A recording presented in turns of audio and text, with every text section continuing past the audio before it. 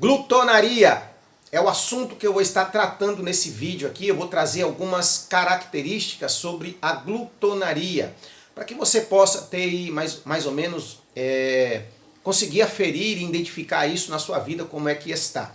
Primeiro que é um assunto bíblico, eu quero que você entenda que existem passagens bíblicas que não é para todo mundo. Existem passagens bíblicas que são para um determinado grupo de pessoas. Esse texto que Deus nos alerta acerca da glutonaria é um texto que Deus está falando para aqueles que nasceram de novo. Então, e que precisam ter um cuidado especial. Geralmente são pessoas que vieram de um mundo de vícios. As pessoas quando nascem de novo, geralmente vieram das drogas, tinham muito problema com prostituição, com pornografia, tinham problemas com bebidas, enfim, uma série de vícios. E agora que elas vêm para o Evangelho, elas nascem de novo, elas têm que tomar muito cuidado com algo que é extremamente viciante, que é justamente a comida. Ela não pode, então, a primeira característica é essa, se tornar um vício na vida da pessoa. E a Bíblia vai falar muito, né, sobre essa questão da comida. 1 Coríntios 10, 31 diz: quer comais, quer bebais, fazei isto para a glória de Deus. A Bíblia diz também em Gálatas 5, 21, que os glutões e os beberrões não herdarão o reino de Deus. Então a gente precisa tomar muito cuidado com essa questão da comida. É algo que precisa de uma atenção especial. A primeira coisa que eu quero que você entenda também é que existe uma espiritualidade muito grande na comida. Comer é extremamente espiritual. A primeira coisa, a gente vê lá no livro de Gênesis, no Éden, Deus estabelece o princípio da obediência justamente nisso, na comida. Eu costumo dizer que o que mantinha o Éden funcionando perfeitamente não era o tanto que eles cantavam, não era o tanto que eles oravam, mas era justamente aquilo que eles comiam. Deus colocou o seu princípio nisso. Enquanto eles estivessem comendo de algo, a paz reinaria naquele lugar. Mas quando eles comessem de uma outra coisa, olha no que Deus coloca o seu princípio. Então, quando eles comessem de uma outra coisa, essa paz então deixaria de reinar naquele lugar. Interessante a gente observar isso. A Bíblia tem um cardápio, o livro de Levítico ali, Deuteronômio também tem um cardápio.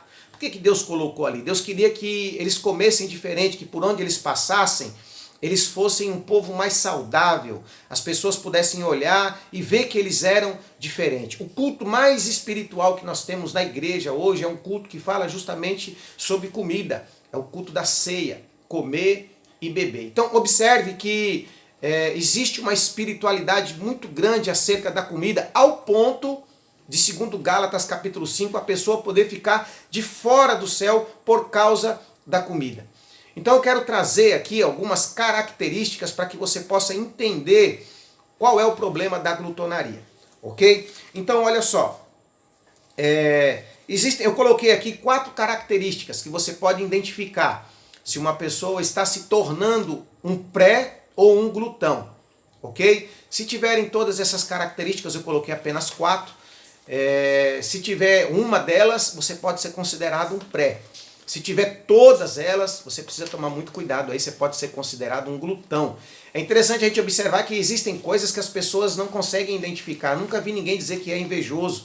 Você já viu alguém dizer isso? Às vezes a pessoa não consegue, não tem parâmetros para poder fazer uma aferição como essa. Eu nunca vi ninguém dizer eu sou um glutão. É muito difícil a gente ver alguém se identificar dessa maneira.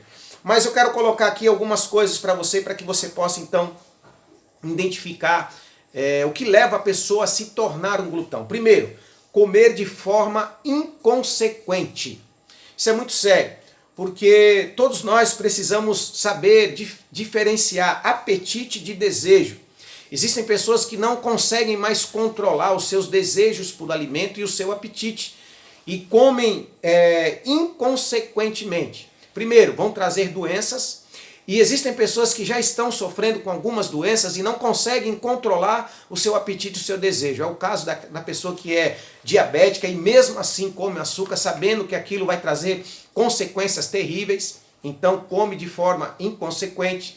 É uma pessoa que tem problema de hipertensão e come alimentos que sabe que vai fazer com que a sua pressão fique alta. e come de forma, então, inconsequente. Então, a primeira característica são pessoas inconsequentes, que não medem as consequências, que comem de forma inconsequente. Segundo, são pessoas que são insaciáveis. Você precisa aprender a definir o que é fome e o que é vontade de comer. Algumas pessoas comem o dia inteiro, sabe? Comem de forma insaciável.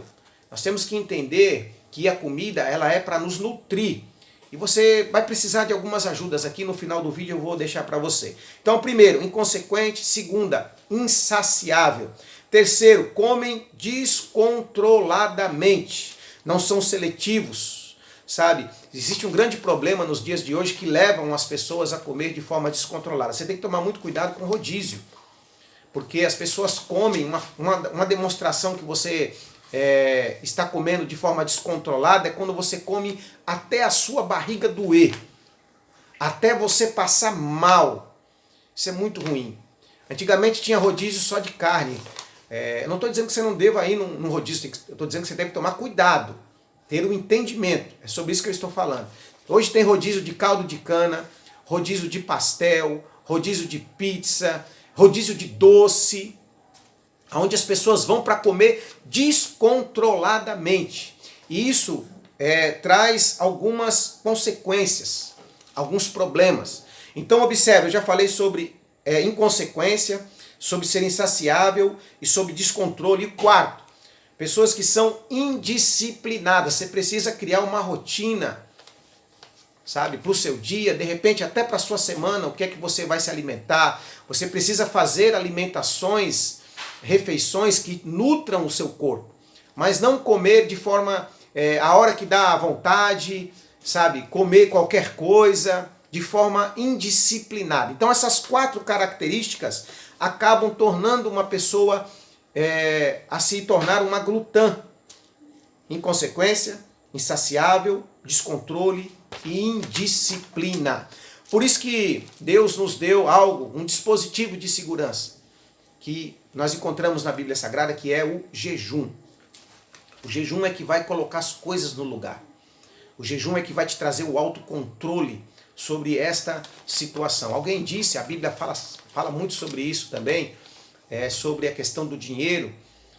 A Bíblia diz que o amor ao dinheiro é a raiz de todos os males. Alguém disse que o dinheiro ele é um ótimo servo, porém um péssimo senhor. E a gente pode aplicar isso na comida também. A comida ela é um ótimo servo, mas um péssimo senhor.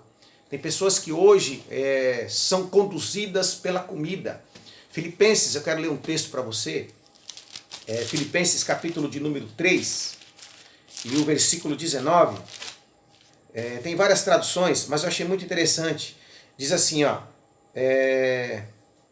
o fim deles é a perdição, e o Deus deles é o seu estômago. Então, assim como o dinheiro pode se tornar um Deus na vida da pessoa, o estômago também pode se tornar um Deus. Por isso que a gente precisa usar esse dispositivo de segurança que Deus nos deu, que é o jejum. Por isso que a gente precisa aprender a ter prazer em outras coisas. Não tenha prazer apenas na comida. Você precisa ter prazer na leitura. Você precisa ter um prazer no hobby. Você precisa ter prazer no jejum. Eu sei que isso aqui vai chocar algumas pessoas, mas tem pessoas que já conseguem isso, ter o prazer no jejum. Hoje existem pessoas que vivem de forma diferente. Descobriram esse prazer. Você precisa ter um prazer em uma atividade física. Geralmente a pessoa, quando já está passando por esse problema de glutonaria, ela acaba se tornando uma pessoa sedentária. Quando você encontra esses problemas que eu coloquei aqui, inconsequência, insaciável, descontrole, indisciplina, geralmente a pessoa já está sedentária também. Então você precisa descobrir prazeres em outras coisas. Você venha procurar, de repente, a ajuda de um profissional, isso é muito importante, de um médico, do nutricionista, que ele pode te ajudar. Cada pessoa tem uma quantidade de comida por dia, que é uma capacidade que você precisa se nutrir para que o seu corpo se mantenha de pé. Mas enfim, o que eu quero deixar aqui para você é um alerta, né, com esse texto, com essa palavra, com essa mensagem, que você possa entender a espiritualidade da comida, que você venha ter o controle em todas as áreas da sua vida, que a comida, que o seu estômago não venha se tornar um senhor na sua vida. Ok? Deus abençoe e fique com essa palavra aí, no nome de Jesus.